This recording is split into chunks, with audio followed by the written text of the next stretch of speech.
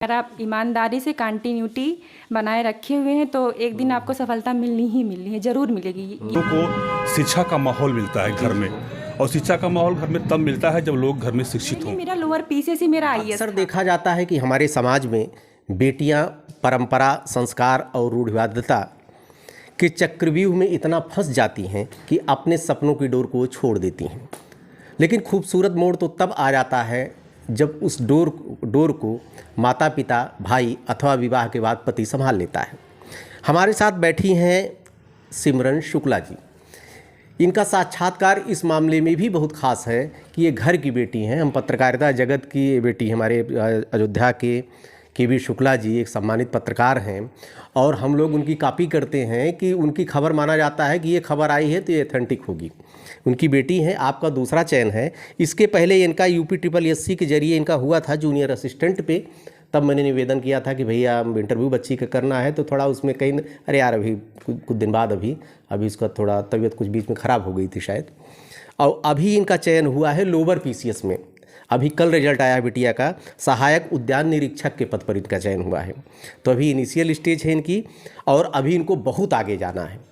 अभी सिविल की तैयारी करेंगी। सबसे पहले ढेर सारी शुभकामना बेटा। Thank you uncle. ठीक। बच्ची ये बताओ कि परिवार के बारे में तो हमको बहुत ज़्यादा, हमको खुद पता है आपके बारे में, लेकिन ये बताइए मोटिवेशन कहाँ से मिला आपको सरकारी नौकरी में जाने के लिए?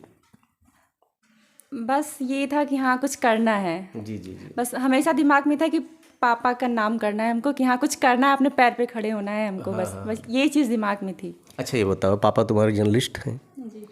तो आप पत्रकारिता के क्षेत्र में क्यों नहीं अपने भविष्य को आपने तलाशा? नहीं, वो इंटरेस्ट होता है ना, था नहीं मुझे उसमें। जी जी जी। मैं गवर्नमेंट जॉब ही करना चाहती थी। अच्छा अच्छा। एजुकेशन जर्नी आपकी कैसी रही?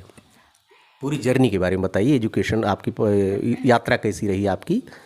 पढ़ाई लिखाई कहाँ से हुई आपकी? हाई स्कूल मेरा आर्यल विद्या इंटर कॉलेज था। हाई स्कूल इंटर दोनों वहीं से था मेरा। और BSc मेरा राम जानकी से था। MSc भी मेरा वहीं से था। उसके बाद फिर हमने B.Ed किया हुआ है। अच्छा अच्छा। B.Ed हमारा एक कुमारगंज में एक कॉलेज है, हमने वहाँ से किया हुआ है। उसके बाद फिर दिशा से हमारी तैयारी चल रही है। हाँ। ये बताइए कि आपने B.Ed जो किया तो ये भी ऑप्शन आपका था कि मास्टर बनने की तमन्ना है अभी? नहीं, हम टीचर नहीं बनना चाहते। बस एक घर वालों ने बोला कि कर लो तो फिर हमने कर लिया। बाकी टीचर में मुझे कोई इंटरेस्ट नहीं है, हम बनना नहीं चाहते टीचर। कोचिंग की तरफ कैसे आई आप? कोचिंग की तरफ बस ये सुना था कि हाँ फैज़ाबाद में एक कोचिंग है दिशा, वहाँ से सिलेक्शन होता है, तो फिर हम आके एडमिशन करवा लिए थे अपना। बाकी अखिल सर का, अंजनी सर का, शमसी सर का, सबका बहुत ज़्यादा सपोर्ट रहा है। हाँ। नहीं, बेस तो आपका सर अच्छा रहा है, ठीक ठाक रहा है, पर घर में पढ़ाई लिखाई का तो अच्छा माहौल था आपके? हाँ, ये चीज़ हमारे यहाँ पढ़ाई का बहुत अच्छा माहौल। हमारे यहाँ, हम गांव से बिलोंग करते हैं, हमारे गांव में भी बहुत अच्छा माहौल है पढ़ाई लिखाई का। हाँ। ये बताओ बेटा कि आपका बेस तो जानकारी है हमको, असफलता भी आपको मिली है। आपने कई एग्ज़ाम दिए होंगे पहले। जो एग्ज़ाम आपने दिए हैं उसमें क्या कारण रहे कि आप असफल रहीं? आपकी कमियाँ कहाँ थी जिसको आपने सुधार करने के बाद आज आप सफल हुई? अब मुझे ऐसा लगता है कि शायद उतनी हम मेहनत नहीं करते थे। फिर जब हमको असफलता मिलती गई तो हाँ हमको ये लगा कि मेरे अंदर बहुत सारी कमियां हैं जिसे हमको सुधारनी चाहिए। तो आगे हम उसको सुधारते गए तो फिर आज ये मिल गया। आप CGL की तैयारी आज भी कर रही हैं? नहीं, CGL हमने छोड़ दिया। 2-3 साल हो गया CGL छोड़े हुए हमको। आगे एम क्या है आपका? आगे तो अभी ये सफ़र जारी रहेगा कि बस यहीं आप ब्रेक लेना चाहेंगे? नहीं, जारी रहेगा अभी। जारी रहेगा। क्या करना चाहेंगे आप? अभी हम आगे PCS या RO देखेंगे फिर। जी जी जी।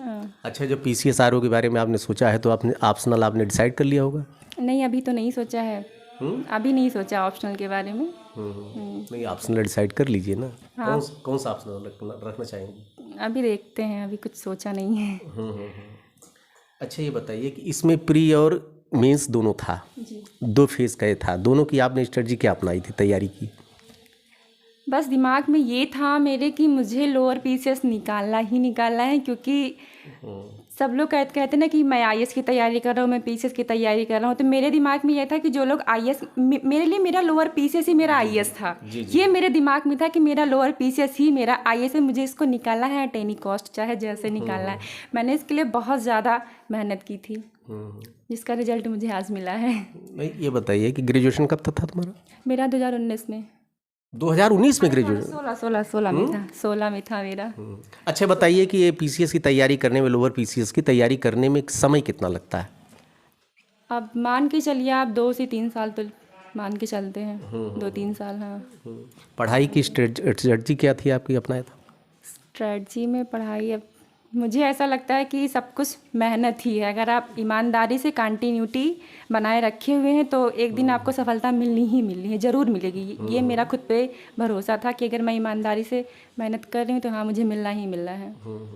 ये मैं सबके लिए कह रही हूँ कि अगर कोई ईमानदारी से मेहनत कर रहा है तो वो भगवान देख रहे कि उसको मिलना ही मिलना है, उसको ज़रूर मिलेगा।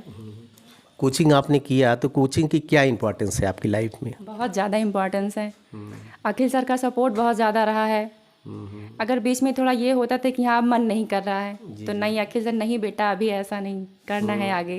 जी जी जी। हाँ, और कोचिंग के साथ साथ लाइब्रेरी का तो बहुत ज़्यादा महत्व रहा है मेरे लिए। बीच में हमने कोचिंग भी छोड़ दी थी लेकिन लाइब्रेरी मैंने कभी नहीं छोड़ी।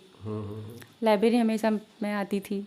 मतलब पढ़ाई आप लाइब्रेरी से की हैं? हाँ, हम कोचिंग छोड़िए, हमको लॉकडाउन के बाद से हमने कोचिंग छोड़ दी थी।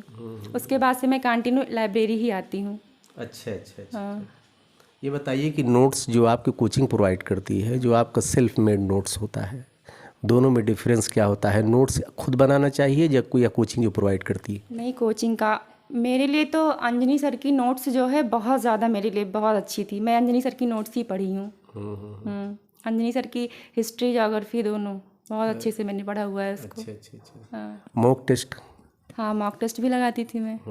हाँ। अच्छा, एग्ज़ाम हॉल में देखिए कंपटीशन का एक अलग स्ट्रेटजी होती है। एग्ज़ाम हॉल में आपने क्या टेक्निक अपनाई थी? डर तो लगता था थोड़ा कि हाँ एग्ज़ाम देने आई हूँ, लेकिन फिर ये भी होता था कि हाँ ये मेरा फाइनल है, इसमें अगर मेरा ख़राब हो गया तो सब खराब हो जाएगा। इसलिए खुद को मोटिवेट करती थी कि हाँ अच्छे से करना है इसको।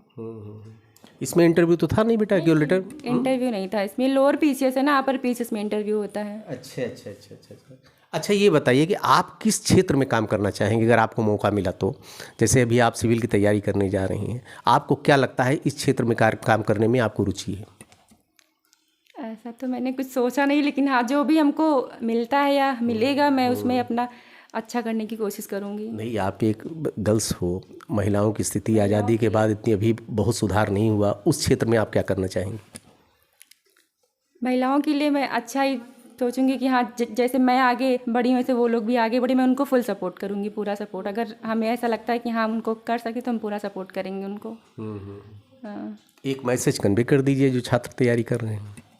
बस मैं इतना कहना चाहूँगी कि अगर आप कंटिन्यूटी बनाए रखे हुए, बीच में अगर उसको तोड़ते नहीं, ईमानदारी से मेहनत कर रहे हैं तो आपको एक ना एक दिन सफलता ज़रूर मिलेगी। इतना मैं आप अपने खुद पे भरोसा रखिए आप कि अगर आप ईमानदारी से मेहनत कर रहे हैं तो एक दिन सफलता ज़रूर मिलेगी आपको। निराश नहीं होना है। जी जी। उन पेरेंट्स को आप सजेशन दे दीजिए जो लड़कियों के पैदा होने के बाद जो है एक दबाव में आ जाते हैं कि मतलब हमारे यहाँ पारिवारिक संस्कार ऐसी हैं, परंपराएं ऐसी हैं कि उनको दबा देती हैं, उनके एजुकेशन के बारे में बहुत कम सोचते हैं। आप उनके लिए आप क्या कहना चाहेंगे? नहीं, हम तो ये कहते हैं कि जैसे कि मैं अपना बता रही हूँ, मेरे यहाँ मेरे मम्मी पापा का बहुत ज़्यादा सपोर्ट रहा। आज तक पापा ने कभी ये बोला ही नहीं कि नहीं बेटा आप बस करो, इतना टाइम हो रहा है अब नहीं करना है। नहीं, ऐसा कभी सोचना ही नहीं। अगर बेटी आगे बढ़े तो उसको आप और मोटिवेट करिए, उसको बढ़ाइए आगे। इस मामले में मैं मानती हूँ मैं बहुत लकी हूँ, मेरी फैमिली बहुत ज़्यादा सपोर्टिव है। कभी किसी ने कहा ही नहीं कि नहीं बेटा आप बस करो, इतना टाइम हो रहा है अब नहीं हो पाएगा, अब नहीं, कभी किसी ने नहीं बोला। तो ऐसा मैं सोचती हूँ ऐसा सबके माता पिता करें कि सपोर्ट करना चाहिए माता पिता को। चलिए, जो हमको कहना चाहिए लास्ट में उसको बच्ची ने खुद कह दिया। बच्चियों को आप सपोर्ट कीजिए। देखिए शुक्ला जी की बिटिया है और आप सेलेक्ट हो गई। अब ये दिशा अपने आप खुद चुन लेगी। बहुत ज़्यादा पेरेंट्स को गंभीर होने की ज़रूरत नहीं है, अपने आप सारी समस्याओं का हल खुद निकाल लेगी। और ढेर सारी शुभकामनाएं बेटा, और आप अब आगे बढ़िए। एक बार फिर आपको शुभकामनाएं। Thank you uncle.